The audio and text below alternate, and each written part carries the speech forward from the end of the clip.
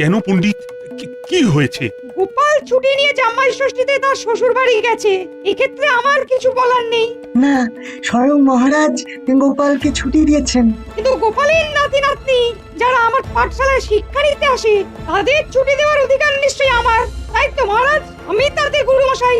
তুমি যথার্থ বলেছো পণ্ডিত। হ্যাঁ, তুমি ঠিক বলেছো। গোপালের কি অধিকার আছে আমার অনুমতি ছাড়া নাতি নাতনিদের পাঠশালায় আসতে না দেওয়া?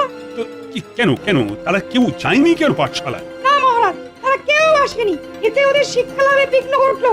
তাদের যদি শরীর খারাপ থাকে তাহলে কোনো প্রশ্ন ওঠে না মহারাজ।